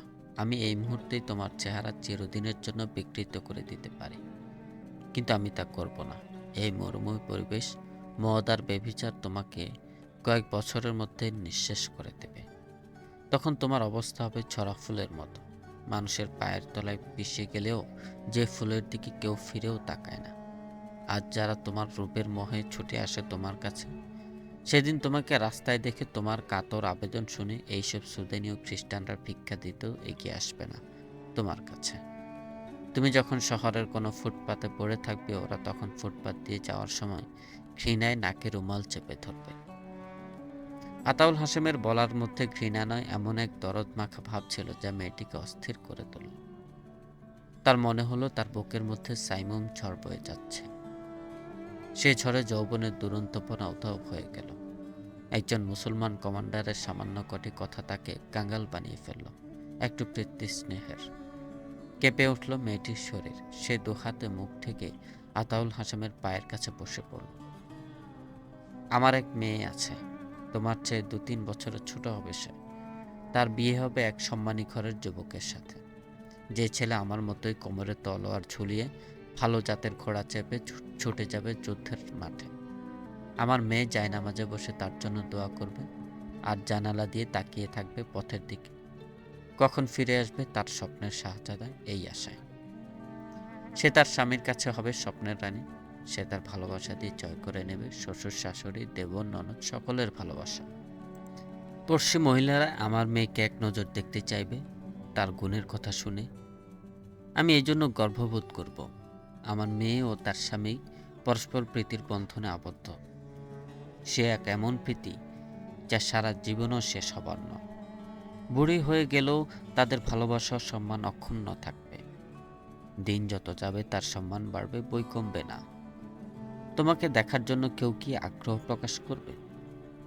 তুমি তো তারই মতো এক মেয়ে। তোমাকে 2 দিন না দেখলে কেউ কি তেমন অস্থিরতা বোধ করবে? করবে না, কারণ তুমি এক বেপরদা নারী। মরুভূমির মতোই খোলামেলা উন্মুক্ত প্রান্তর তুমি, যেখানে কোনো রহস্য নেই, পরিচর্যার মতো উদ্যান নেই, আবিষ্কারের মতো আকর্ষণ নেই। ফলে তোমার কোনো সম্মান নেই, কারো কাছে জমা নেই তোমার জন্য একটু স্নেহ বা প্রেম। কেউ নেই যে তোমাকে ভালোবাসার যোগ্য মনে করে। আপনি আমার সাথে এমন সব কথা বলছেন কেন? মেয়েটি এমন কাতর স্বরে জিজ্ঞেস করলো যেন সে স্বরটি তার নয়। আমি তোমাকে বলতে চাই, তোমার মতো মেয়ের পবিত্র হওয়াই উচিত। আতাউল হাসাম উত্তরে বললেন, মুসলমানরা নারী জাতিকে আল্লাহর রহমত মনে করে। প্রেম, প্রীতি আর ভালোবাসার যে পবিত্র বন্ধনে আমাদের পরিবার গঠিত তুমি যদি তার সন্ধান পেতে, তবেই তুমি বুঝতে পারতে সতীত্ব ধর্মের অনুপম মাহাত্ম্য। শান্তি ও সুখের কি অপূর্ব নিয়ামতের ধন্য আমাদের জীবন, সে কথা তুমি বুঝতে পারবে না, কারণ তুমি সে ভালোবাসার সুবাস কোনো দিনও পাওনি, যে ভালোবাসা অন্তরের অন্তঃস্থলে শান্তির বাগান রচনা করে। দুর্ভাগ্য তোমাদের, তোমরা পুরুষের লোভ লালসা দেখেছ, কিন্তু ভালোবাসা দেখনি। মেয়েটির মনে হচ্ছিল স্নিগ্ধ শীতল নিস্তব্ধ রাতের উন্মুক্ত পটভূমিকায় টিলার ওপর যেন কোনো অদৃশ্য লোক থেকে ভেসে আসছে অপার্থিব শব্দমালা। আতাউল হাসিম একটা উপলক্ষ মাত্র। মেয়েটি অবাক বিস্ময় নিয়ে আতাউল হাসিমের দিকে তাকিয়ে রইলেন। দেখতে আর 10 জন পুরুষদের মতোই একজন পুরুষ, বই তা নয়, কিন্তু অন্যেরা তার রূপ দেখে যেমন পতঙ্গবৎ ঝাঁপিয়ে পড়ে, তার মধ্যে তার সামান্যতম আগ্রহ নেই। আতাউল হাসাম কোনো নিশ্চল পাথর নয়, তার শরীরেও রক্ত মাংস আছে, আবেগ উত্তেজনা আছে, কিন্তু তাকে সংহত করার কি সামান্য শক্তি রাখে এই লোক? মেয়েটি অস্থির হয়ে বলল, আপনার কথার মধ্যে এমন নেশা ধরানো মাদকতা রয়েছে যে আমি শরাবে বা হাসিসেও পাইনি। আমি আপনার সব কথা বুঝতে পারিনি, তবে সব কথাই আমার অন্তরে খোদাই হয়ে গেছে। মেয়েটি ছিল বুদ্ধিমতী, কারণ হাবাগোবা লোকদের গোয়েন্দা বিভাগে নেওয়া হয় না। পুরুষদেরকে আঙ্গুলের ওপরে নাচানোর ট্রেনিং তাকে শিশুকাল থেকেই দেয়া হয়েছে, কিন্তু সেসব ট্রেনিং আজ আর কোনো কাজেই এলো না, বরং এই পুরুষটি সাপের বিষ দাঁত ভাঙার মতো তার এতদিনের গর্ব ও অহংকার ভেঙে চুরমার করে দিয়েছে। এরপর আতাউল হাসিমের সাথে তার আরও অনেক কথাই হলো। ইসলামের অনুপম সৌন্দর্যের অনেক কিছুই সে জানতে পারল এই আলোচনা থেকে। পেশাদার সুন্দরীর পরিবর্তে মমতাময়ী এক নারীর মহিমা ফুটে উঠল তার কথাবার্তা ও আচরণে। একসময় সে প্রশ্ন করল, আমাকে আপনার কেমন শাস্তি দিবেন? আমি তোমাকে কোনো শাস্তিই দেব না আতাউল। কাল সকালে তোমাদের আমি প্রধান সেনাপতির কাছে পাঠিয়ে দেব। তিনি আমাদের সাথে কেমন ব্যবহার করবেন? যা আমাদের আইনে লেখা আছে তাই। আপনি কি আমাকে ঘৃণা করছেন? না। আমি শুনেছি মুসলমানরা একের অধিক স্ত্রী রাখতে পারে। মেয়েটি বলল, যদি আপনি আমাকে আপনার স্ত্রী বানিয়ে নেন, তবে আমি আপনার ধর্ম গ্রহণ করব, সারা জীবন আপনার খেদমতে নিয়োজিত থাকব। আমি তোমাকে স্ত্রী নয়, কন্যার মর্যাদা দিতে পারি, আতাউল হাসেম বললেন, কারণ তুমি আমার কন্যার বয়সী। তারা তখনও আলাপে মগ্ন। মেয়েদের সঙ্গী পুরুষ লোকটি ৩ জন সৈন্যের সাথে একত্রে শুয়েছিল। ঘুমের ভান করে বিছানায় পড়ে থাকলেও সে আসলে জেগেই ছিল। সে দেখেছিল আতাউল হাসেম একটি মেয়েকে জাগিয়ে নিয়ে গেছে। এতে সে খুব খুশি হয়েছিল। তার ধারণা ছিল মেয়েটি আতাউল হাসেমকে প্রেমের জালে ফাঁসিয়ে দিতে পারবে, আর যদি তা না পারে অন্তত ধোঁকা দিয়ে তাকে হত্যা করতে পারবে। সে শুয়ে শুয়ে মেয়েটির জন্য অপেক্ষা করছিল। অনেকক্ষণ পরও ফিরে না আসায় মেয়েটি কি করছে দেখার কৌতূহল জাগলো তার মনে। সে ঘুমন্ত সৈনিকদের দিকে তাকালো। বেহুশ হয়ে ঘুমিয়ে আছে তারা। হাসল লোকটি। মনে পড়ল সন্ধ্যার পর সৈন্যদের সাথে গল্প করার ছলে সে তাদেরকে কিছু হাসিস পান করিয়েছিল। গ্রেপ্তার করার সময় তার কাছ থেকে হাসিসের পুটলিটা ছিনিয়ে নিয়েছিল সৈন্যরা, কিন্তু জুব্বার চোরা পকেটে যে হাসিস ছিল সেটা তারা টেরই পায়নি। সেখান থেকে কিছু হাসিস বের করে তাদেরকে কৌশলে পান করিয়ে দিয়েছিল সে। তারা তো আর এই ধরনের নেশা অভ্যস্ত ছিল না, তাই অল্প হলেও তা কাজ দিয়েছে বেশি। তারই প্রভাবে সৈন্যরা এখন মরার মতো বেহুশ হয়ে ঘুমিয়ে আছে। সুদানি লোকটি এই সুযোগকে কাজে লাগাতে চাইল। পালানোর পরিকল্পনা করল সে। বিছানায় উঠে বসল, তাকালো এদিক ওদিক, আলতো করে উঠে এলো বিছানা ছেড়ে। মেয়েটিকে খুঁজতে খুঁজতে টিলার চূড়ায় হঠাৎ সে তাদের দেখতে পেল। দেখল মেয়েটি আতাউল হাসেমের পাশে বসে আছে এবং গল্প করছে। বুঝলো কমান্ডারকে হত্যা করার কোনো সুযোগ সে এখনো তৈরি করতে পারেনি। সুতরাং কমান্ডারকে হত্যা করার দায়িত্ব এখন তাকেই নিতে হবে, এবং এখনই। পায়ে পায়ে ওখান থেকে ফিরে এলো সে আস্তানায়। সৈন্যদের ব্যবহার্য ধনুক ও ৩-৪টি তীর নিয়ে বেরিয়ে এলো ওখান থেকে। পাহারাদারদের দৃষ্টি এড়িয়ে চূড়ায় দিকে উঠতে শুরু করলো। এমন একটা জায়গায় সে পৌঁছতে চায় যেখান থেকে কমান্ডারকে সে স্পষ্ট দেখতে পাবে এবং বেশি দূরেও হবে না। আতাউল হাসেম যেদিকে পিঠ দিয়ে বসেছিলেন সেদিক দিয়ে খুব সন্তর্পণে টিলার চূড়ায় প্রান্তে পৌঁছে গেল সে।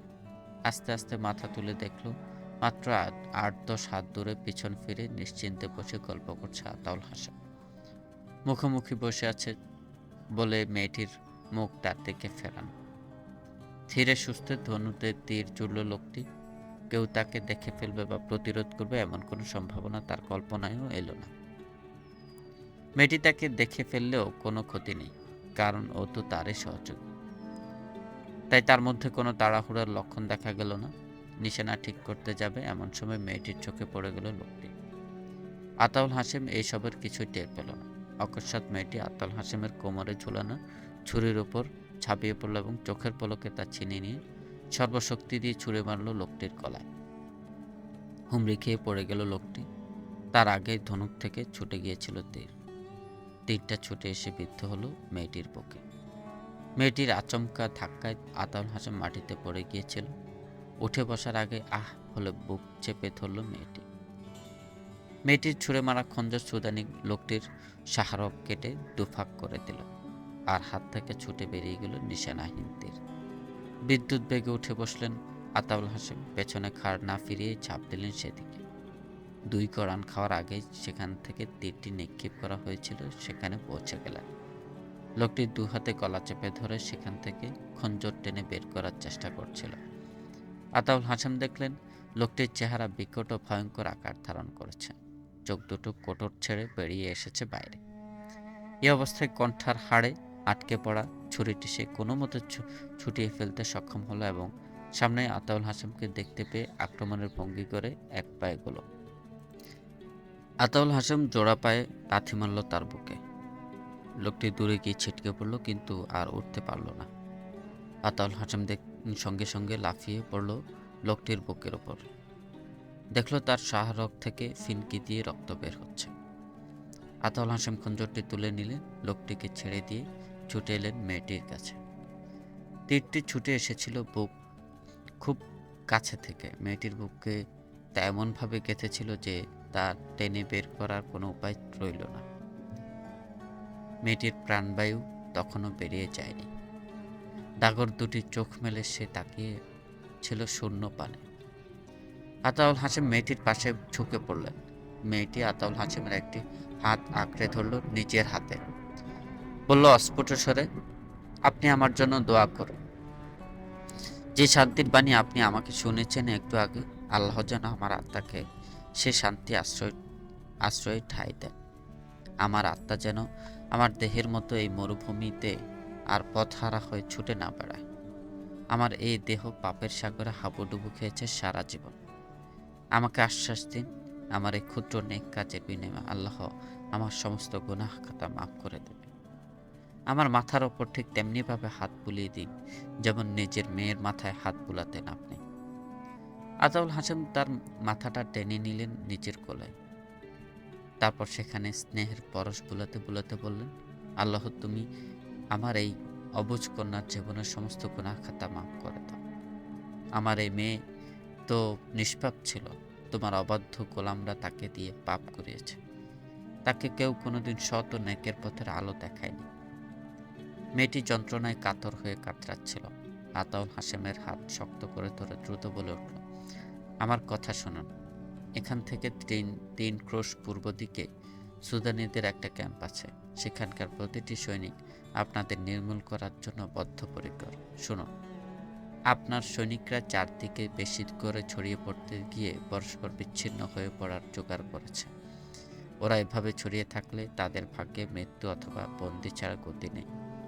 আপনাদের প্রতিটি দল ও কমান্ডারের পেছনে আমার মতো মেয়েরা লেগে আছে। আমার সাথে যে মেয়েটি এসেছে তার সাথে মিলিয়ে পর্যন্ত আমি আপনার 4 জন গ্রুপ কমান্ডারকে ফাঁসিয়ে শেষ করেছি। মিশরের চিন্তা করুন, ক্রুসেডাররা সেখানে খুব ভয়াবহ ও সুপরিকল্পিত জাল বিস্তার করে রেখেছে। আপনার জাতির অভিজাত শ্রেণী ও সেনাদের মধ্যে এমন কিছু নেতৃস্থানীয় লোক রয়েছে যারা খ্রিস্টানদের বেতনভোগ কর্মচারী। সেই সব চর ও গাদ্দাররা সবাই প্রকাশ্যে আপনাদের বন্ধু সেজে থাকে, কিন্তু তারা মূলত খ্রিস্টানদের আজ্ঞাবহ। তারা আমার মতো সুন্দরী মেয়ে ও অর্থ সম্পদের গোলাম হয়ে বিকিয়ে দিয়েছে নিজেদের ঈমান। মিশরকে বাঁচানো, সুদান ত্যাগ করে চলে যান যদি মিশরকে বাঁচাতে চান। দুশমনদের শায়েস্তা করার আগে গাদ্দারদের নির্মূল করুন। আমি কারো নাম জানি না, যেটুকু জানা ছিল বলে দিলাম। আপনি আমার কাছে প্রথম পুরুষ যিনি আমাকে মেয়ের মর্যাদা দিয়েছেন। আপনি আমাকে পিতার স্নেহ দিয়েছেন। তার বিনিময়ে আমি আপনাকে আপনার বিপদ সম্পর্কে সতর্ক করে গেলাম। আপনি আপনার বিচ্ছিন্ন বাহিনীকে ঐক্যবদ্ধ করুন এবং আসন্ন আক্রমণ প্রতিরোধের জন্য প্রস্তুত হয়ে যান। 2-3 দিনের মধ্যেই আপনার ওপর বড় ধরনের আক্রমণ হবে। ফাতেমি ও ফেদাইন দলের লোকদের থেকে খুব সাবধান। এই দুটি দল মিশরের বহু নামি দামি লোককে হত্যা করার পরিকল্পনা তৈরি করেছে। জাতির কল্যাণ চিন্তায় যারা সবসময় অস্থির, যারা ত্যাগী ও সৎ, তাদের প্রায় সকলেই তাদের টার্গেটে আছে। সবার উপরে আছে সুলতান সালাহুদ্দিন আইয়ুবের নাম। আপন দেশ ও জাতির জন্য যার ত্যাগ ও কোরবানির পরিমাপ করার সাধ্য আমার নেই। মেয়েটির আওয়াজ ক্রমশ ক্ষীণ হয়ে আসছিল। কিছুক্ষণ পর একটি দীর্ঘশ্বাস ফেলে চিরদিনের জন্য নীরব হয়ে গেল সে। ততক্ষণে রাত শেষ হয়ে ভোরের আলো ফুটতে শুরু করেছে। একটু পর সকাল হলো। আতাউল হাসেম লাশ দুটি ও জীবিত মেয়েটাকে নিয়ে প্রধান সেনাপতি তকিউদ্দিনের কাছে চলে গেলেন। তিনি প্রধান সেনাপতিকে সমস্ত ঘটনা সবিস্তারে খুলে বললেন। মেয়েটি মৃত্যুর পূর্ব মুহূর্ত তাকে যে সতর্কবাণী শুনিয়েছে তাও জানালেন তাকে। তকিউদ্দিন আগে থেকে যুদ্ধের বিপর্যস্ত অবস্থায় যথেষ্ট পেরেশান ছিলেন। এসব কথা শুনে তিনি আরও অস্থির হয়ে গেলেন। আমি আমার ভাইয়ের আদেশ ছাড়া পিছু হটতে পারি না, বললেন তকিউদ্দিন। আমি একজন দায়িত্বশীল ও বিচক্ষণ কমান্ডারকে ক্রাকে পাঠিয়েছি। তার ফিরে না আসা পর্যন্ত সকলকেই নিজ নিজ সেক্টরে দৃঢ় হয়ে অবস্থান করতে হবে। সুলতান আইয়ুবী কমান্ডারের কাছ থেকে শোনা যুদ্ধের পরিস্থিতি নিয়ে গভীরভাবে চিন্তা করছিলেন। সামরিক উপদেষ্টাদেরও ডেকে সামগ্রিক পরিস্থিতি তাদের সামনে সবিস্তারে উপস্থাপন করলেন। তিনি ভাবছিলেন, ছড়িয়ে পড়া সৈন্যদের আবার ঐক্যবদ্ধ করে পিছু হটানো সহজ ব্যাপার নয়। শত্রুরা তাদের ঐক্যবদ্ধ হতে দেবে না। আর পিছু ফেরাতে গেলে ওইসব সৈন্যদের মনে বিরূপ প্রতিক্রিয়া সৃষ্টি হবে, যেমন মিশরে হয়েছে। এতে কেবল ওখানকার সৈন্যদের মন ভাঙবে এমন নয়, ওখানে যারা আমার সঙ্গে আছে তাদেরও মন ভেঙে যাবে। এমনকি সমগ্র মিশরে এর বিরূপ প্রতিক্রিয়া হবে। কিন্তু বাস্তবতা থেকে তো চোখ ফিরিয়ে রাখাও মুশকিল। নিজেকে নিজে ধোঁকা দেয়া ভয়ঙ্কর ব্যাপার। বাস্তবতার দৃষ্টিতে তকিউদ্দিনকে সৈন্যবাহিনী নিয়ে ময়দান থেকে ফিরে যেতেই বলাই আমার উচিত, কারণ আমি তাকে কোনো সেনা সাহায্য পাঠাতে পারছি না। নিজেও ক্রাকের অবরোধ উঠিয়ে তার সাহায্যে এগিয়ে যেতে পারবো না। আমার ভাই বিরাট ভুল করে ফেলেছে, তার মূল্যবান সেনাবাহিনীর ক্ষতি সাধন করছে। এটা জাতীয় সম্মানের প্রশ্ন হতে পারে না, একজন উপদেষ্টা বললেন। আমাদের এখন সুদানের যুদ্ধ থেকে হাত গুটিয়ে নেওয়া উচিত। নেতা ও শাসকদের ভুল সিদ্ধান্তের জন্য সেনাবাহিনীর বদনাম হচ্ছে। এখন জাতিকে একথা স্পষ্টভাবেই জানিয়ে দেওয়া উচিত যে সুদানে আমাদের সৈন্যদের ব্যর্থতার দায়িত্ব শুধু সৈন্যদের ওপর বর্তায় না, শাসকরাও এর অংশীদার। নিঃসন্দেহে এটা আমার ভাইয়ের ভুলের কারণেই ঘটেছে, সুলতান আইয়ুবী বললেন। আর এই ভুলের শরিক আমিও, কারণ আমি তকিউদ্দিনকে এ ধরনের পদক্ষেপ নিতে নিষেধ করিনি। আমি তাকে বলেছিলাম, অবস্থার প্রেক্ষিতে তুমি যে কাজ করা উচিত মনে করো তা তুমি করতে পারো, সবকিছু আমাকে না জানালেও চলবে। ও যে এত বড় একটা কাজ বাস্তবতা যাচাই না করেই করে ফেলবে ভাবিনি। এখন সে নিজেকে শত্রুর দয়া ও করুণার উপর ছেড়ে দিয়েছে। আমি আমার ভাইয়ের ত্রুটির কথা জাতির কাছে এবং নুরুদ্দিন জঙ্গির কাছে গোপন করব না। আমি ইতিহাসকে ধোঁকা দিতে পারি না। আমি লিখিতভাবে স্বীকার করব এই পরাজয়ের দায়িত্বভার সৈন্যদের ওপর নয়, আমাদের ওপরেই বর্তায়। নইলে আমাদের ইতিহাস পরবর্তী শাসকদের সর্বদা ধোঁকা দেবে। আমি মুসলিম রাজ্যের পরবর্তী সুলতান, বাদশাহ ও আমিরগণের জন্য এই দৃষ্টান্ত রেখে যেতে চাই যে তারাও যেন নিজের ভুল ত্রুটি গোপন করে তার দায়িত্ব নিরপরাধ সৈন্য ও জনতার ওপর না চাপায়। এটা এমন এক ভুল যা বিশ্বের বুকে ইসলাম প্রসারিত করার পরিবর্তে ইসলামকে খাটো করে দেবে। সুলতান আইয়ুবের চেহারা লাল হয়ে গেল, তার কণ্ঠস্বর কাঁপতে লাগলো। মনে হলো নিজের মুখে পিছু হটার শব্দ উচ্চারণ করতে তার বুক ভেঙে যাচ্ছে, কারণ তিনি কখনো পিছু হটেননি। প্রচণ্ড অসুবিধার মধ্যে দিয়ে যুদ্ধ করতে আপত্তি নেই তার আপত্তি পরাজয় মেনে নেয়। কিন্তু এখন অবস্থা তাকে জীবনের দুঃসহ কাজটি করতে বাধ্য করছে। তিনি তকিউদ্দিনের প্রেরিত কমান্ডারকে বললেন, তকিউদ্দিনকে গিয়ে বলবে তোমার ভাই তোমাকে তোমার বাহিনী সুসংহত করতে নির্দেশ দিয়েছেন। ছড়িয়ে ছিটিয়ে থাকা বিভিন্ন গ্রুপকে আবার একত্র করতে বলবে। তারপর তাদেরকে একটু একটু করে মিশরের সীমান্তের দিকে সরিয়ে নিয়ে আসতে বলবে। শত্রুদের পিছু ধাওয়া করার সুযোগ দেবে না, পেছনে হটবে লড়াই করতে করতে, যেন তারা ভাবে তোমরা তাদেরকে এমন কোনো জায়গায় নিয়ে আসতে চাও যেখানে এলে তোমরা তাদেরকে চূড়ান্ত আঘাত হানবে।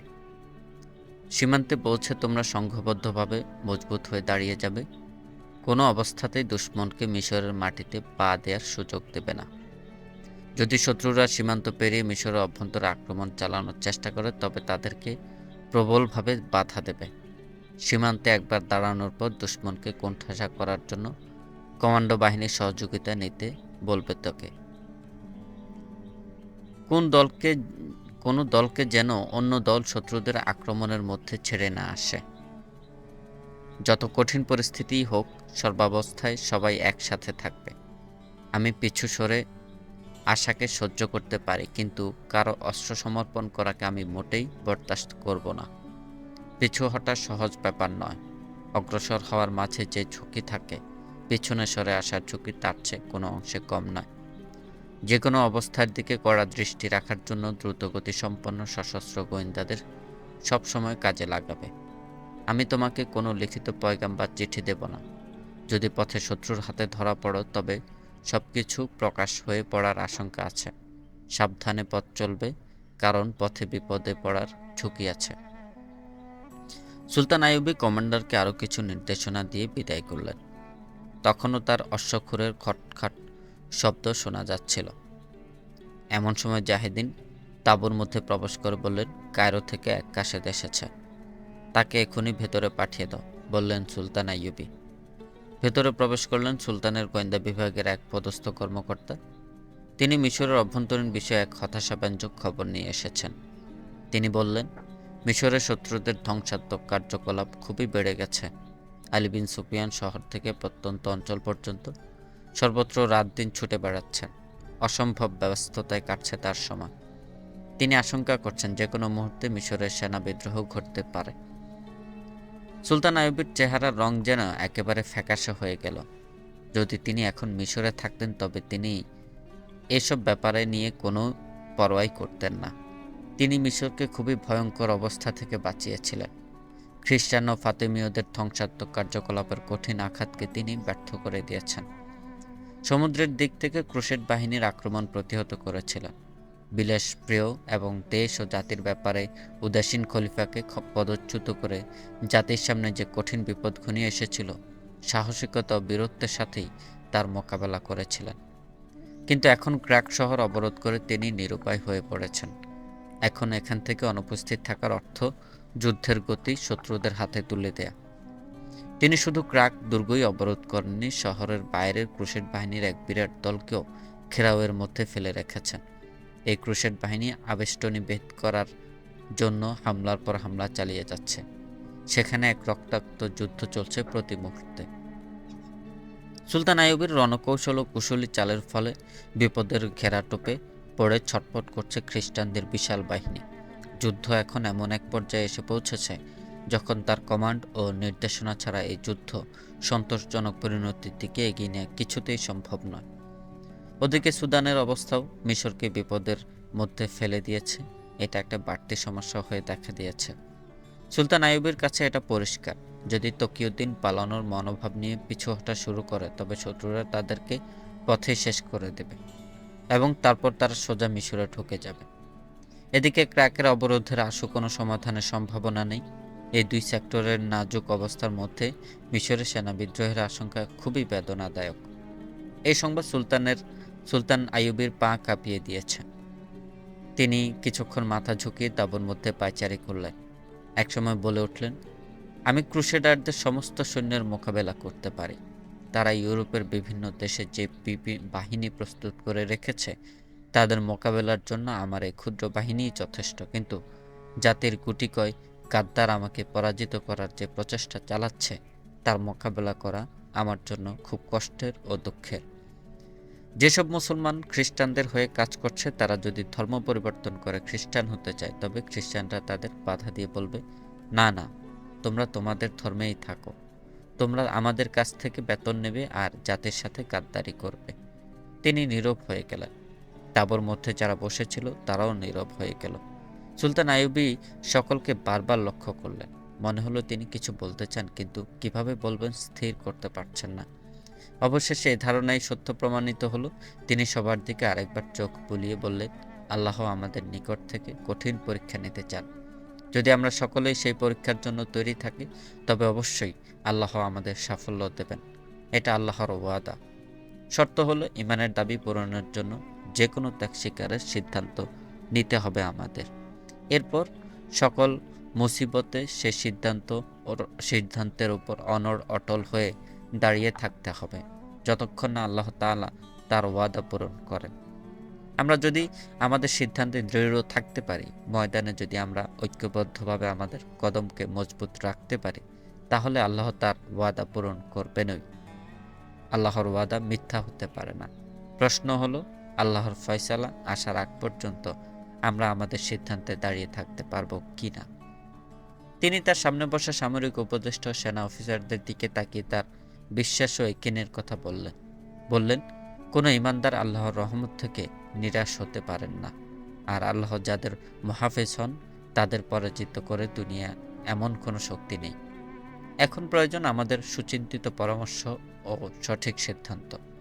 আমি বিশ্বাস করি বিজয় ও সাফল্য সবসময় লুকিয়ে থাকে সঠিক সিদ্ধান্তের উপর। থামলেন সুলতান।